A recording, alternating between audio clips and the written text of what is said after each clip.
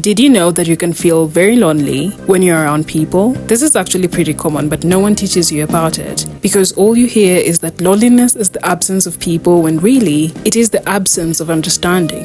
It is feeling alone. It is realizing that nobody gets you.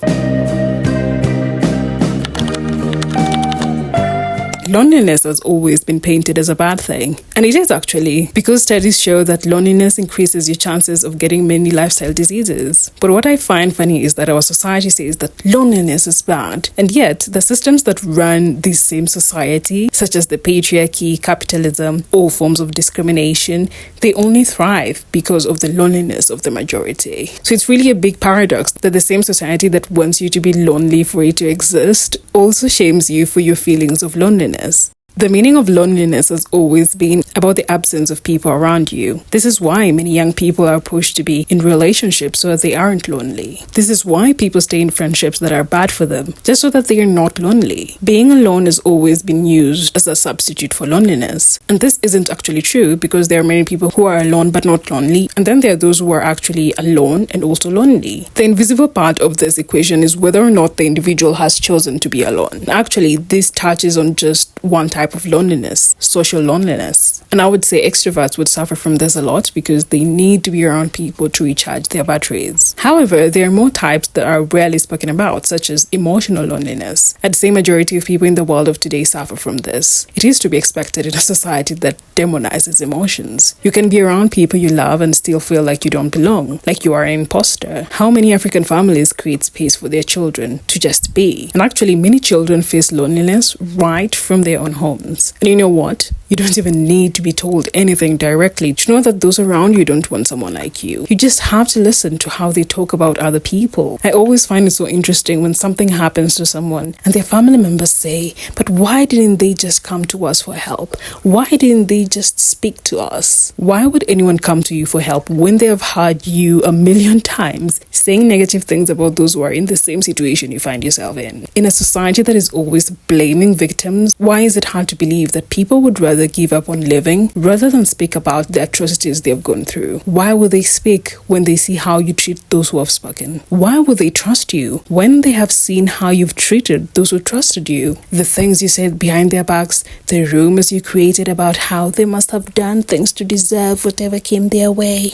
When people tell me that I'm a failure because I came back home in my late 20s, I'm always intrigued by their thought process, and it always ends at, why would you even just go back home? Their discomfort comes from being home because a lot of them didn't like their own homes. And actually, I also never liked being home, and this is the first time in my life that I've spent an entire full year at home without break. It is weird even for me because when I was younger, there was so much pressure to be the best in everything, to never make mistakes, that I didn't have any room to breathe. I also had a lot of cousins around and never had even a moment to myself. As an introvert, that was completely suffocating, and I preferred being in boarding school. However, the memory of such experiences leaves such a bad taste in the mouth and also lots of trauma. Not because of those experiences per se, really because of the loneliness that came with them. You had to do things you didn't want because you were being compared to someone else, which meant that nobody really cared to think about what you wanted with your own life. You were pushed to live a life you didn't want because it made your parents happy. But what about you? You are a human being too. Why do parents feel so entitled to the lives of their own children and go as far as not treating them as human beings? This is the consequence of people having children and not wanting to actually be parents. They had children to show society their success, to create their legacy, to create their mini-me's as an investment for their old age. Parents who force their children to live the lives they write are the people who shouldn't have children, and they should just have lived however they wanted. No one forced you to have children instead of traveling. You do so that you can belong to the status quo. But your children have to pay the cost of living lonely lives just so that you can have a semblance of happiness, which never really comes because you're always going to be chasing it. So imagine you grew up in a home where emotional abandonment and loneliness was normal. How do you think you're going to manage your relationships, whether friendships or romantic? The popular phrase, "what do you bring to the table?" is the best symptom of this. And if you want healthy relationships, run away from anyone that says this on the first day you meet, because they're basically telling you they are so disconnected from their own emotions that they don't know how to be human. And actually, this is a lot of people. When you treat yourself like a human being, you'll be called boring because yes, healthy is most times just very boring. Loneliness breeds a lot of chaos and anxiety, emotional outbursts, jealousy, tantrums. All of these are signs of loneliness. What kind of relationships are you going to have when you don't even realize that you have this kind of emotional loneliness? You'll be sowing seeds of chaos and self-sabotage over and over. You'll repeat the lives of parents you wish to run away from, and one day you look in the mirror and you realize you have become the kind of person you always wanted to run away from. And so, how do you deal with it? I believe the antidote is really fast. Being okay with who you are and knowing that forcing yourself to be around people that don't care to see nor understand you is not going to help you in any way. Second, you have to learn to feel. Feeling makes you realize how precious, fragile, and human you are. Feeling is the first step of acknowledging that you are alive. And once you know this, you realize how gentle you need to be to yourself. And in so doing, you will attract people who treat you as a human being instead of those addicted to chaos. Thirdly, and the most important, you have to define what you want from other people. And know that sometimes you have expectations based on nothing. And if you don't communicate to those around you about how you expect them to treat you, you will be lonely. You need to start being proactive about communicating instead of assuming that people around you will just get it. This also means learning to stand up for yourself in your own home to your own parents instead of resenting them when they don't even know what they did wrong. And of course, it is of no use trying to get an apology from people who deny the bad things that they have done. It is not your job to make them understand where you're coming from. Your job is simply to communicate how they made you feel, communicate your boundaries, and live your own life. Those who want to remain in your life will make amends and try to meet you halfway. Those that don't care about you, they'll simply call you too much, crazy, or they'll tell you, who do you think you are? I would really like for the entire episode to be like the first section, an essay vlog, but as I learned from my last video, my phone cannot handle editing that because it's quite a lot of things, you know, a lot of b-roll, then the voiceovers, then music, and sound effects, then texts. It's quite a lot. Creating a 10-minute plus video on your phone is actually not that easy, but anyway, I don't understand why each and every time I come out to film it just gets noisy all of a sudden. It was silent. If I didn't have this microphone, I don't know what I would do. Goodness. Anyway, I've been watching a Chinese drama called Find Yourself, and my god, just been looking at it and I'm like, this is exactly what life in the village is like. The setting of that drama is in the workplace, and it's following the story of a 32-year-old woman who has never been in a relationship and all the pressures that come with that, and a lot of the issues that she's facing and the people around her are facing really reflects also what is happening in a lot of African societies. You're hearing things like, oh, a 32-year-old woman is a leftover woman. Once you get to your 30s and you haven't gotten a man, you haven't gotten married, or you don't have children, you shouldn't be settling for whatever man shows interest in you. And there's this deep pressure for getting into a relationship even when you don't like that person, because what's gonna happen to you? Who's gonna take care of you? You need to have children because who's gonna take care of you? And after some time, this 32-year-old gets into a relationship with someone who is 10 years younger than her, but she actually cannot even tell anyone, not even her friends, because of the stigma that that is going to bring to her life. And everyone is going to be talking about her. But not just that, people would say that, oh, she's ruining that young man's life. They would even advise that young man. They even give an example of someone who was in such a situation and the young man was pressurized by his own mother to get married to someone else.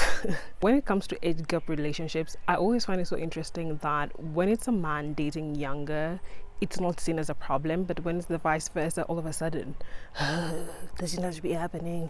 The younger man will be told, what if you want children? She is older, she's not going to be able to give you children. You know, things like that. When you really look at it, existing in such a society can be so exhausting and also very lonely, especially if you're the kind of person that does not subscribe to these kinds of thinking. You know, believing that, oh, a man or a woman should just be put in one box and you're supposed to just live as that that one version of yourself forever. That can be very isolating, but it's something that a lot of people experience because that is how society is. This is why personally I don't believe in this idea, oh, we need community, because historically communities have been there. It is communities that took part in actually protecting the evil people, the pedophiles, like the rapists. Community has always protected them. This also comes to things like mental health. Maybe you get a lot of stress, you're not able to function in the way that you have been. Suddenly people start treating you like you're the problem. People do not have empathy for you, and it's even worse when you've always been known as someone who is strong. This is something that I've seen online. A lot of people are starting to have conversations about that.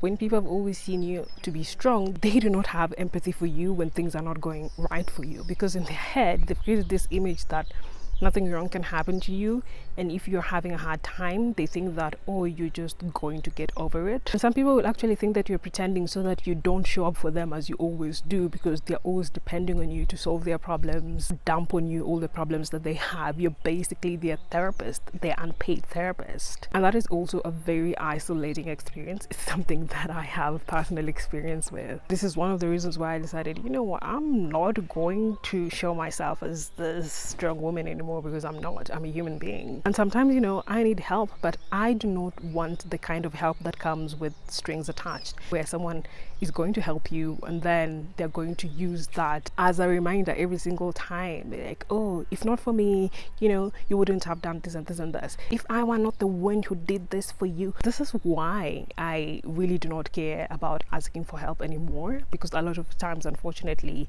it comes with strings attached, or a lot of people think that helping you in a certain situation has a deadline. And you see this a lot with people who are going through a rough patch. Someone can tell you, oh, I can see that you're having a hard time, I can give you accommodation while you're trying to sort yourself out. And after 1 month, that same person is like, oh, I thought that you would have figured out by now, you're overstaying. So yes, they wanted to help you at first, but they wanted you to get well within their deadline. They wanted your situation to be rectified within their own deadline. And with just these few examples, it goes to show that a lot of people are actually living lonely lives. A lot of human beings do not want to understand other people, but it's really because a lot of people do not even understand themselves. So how can they extend that grace and empathy to you when they don't even extend the same grace and empathy to themselves? A lot of people in society are not self-aware, and that's why a lot of people are very easily brainwashed by whatever it is, the media, the politics. That's why the status quo is always staying the same, because a lot of people do not want to challenge it. They do not even have the tools to challenge it. When you try to challenge it, they'll call you the bad person. When you're the kind of person that tells people, look, you're walking into the fire, they will tell you you are the problem. And then once they start getting burned, they're asking you, why are you not helping us? Like, what is wrong with people?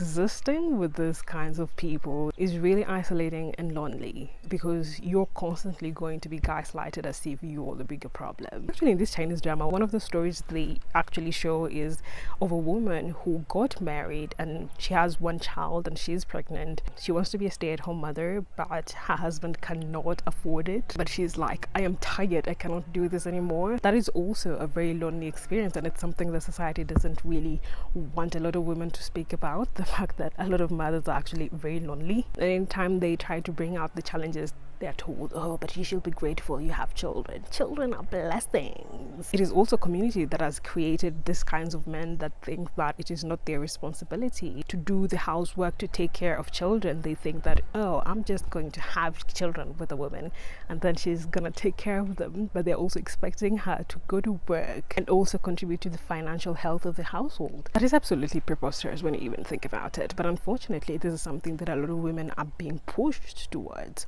But you know what I find so interesting with women, mothers that are going through such an experience? They would also be the one trying to shame single women for not having a man, for not getting married, for not having children. That's why sometimes it can be hard to have empathy for such people, because you don't even have the self-awareness to look at how miserable your own life is, and you're trying to push other people, not even push, to guilt trip other people for not choosing the life that you've chosen. that is just basically being stupid. I always find it so interesting how people feel entitled to tell people how to live their own lives. You're living around the people who are like that. It's very isolating, it's very lonely, because you realize that these people don't see you, they don't even care to see you, they don't even want to understand you, they don't even care to know what you want to do with your life. They just want you to play the little role that they are imagining in their heads. I don't think there's anything more lonely than that. I'd rather be alone than have those kinds of people around me.